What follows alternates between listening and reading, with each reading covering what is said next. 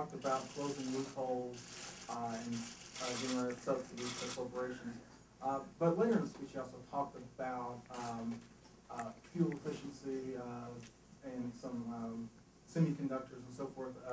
Green energy has gotten a whole lot of subsidies, one of the most subsidized, and one of the most has gotten some of the most tax loopholes out there. Do you think there's some contradiction in what he said?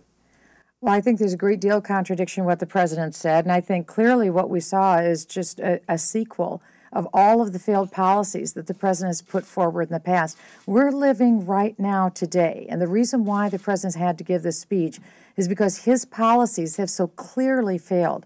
Yes, the president told us before that the United States should be like Spain when it comes to green jobs, and yet Spain has seen some of the highest levels of unemployment among Western European nations. For every green job that was created in Spain, 2.2 real jobs were lost.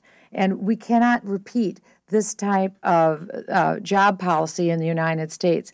Most recently, there are questions about a big donor to President Obama's reelection, to the Solyndra Corporation, for taking literally hundreds of millions of dollars for the federal government, when in fact Solyndra had never shown a profit. So this is something that needs to be looked into, but as well, we need to go with what works.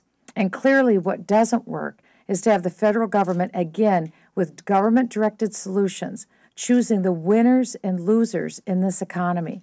We need to do one of these really all of the 9 principles that are up here on the board. This is private solutions that are permanent.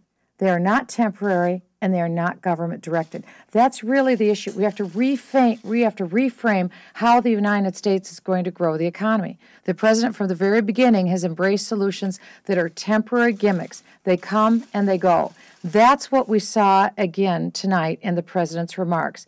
One temporary gimmick and fix after another. But again, all retreads that we've seen before.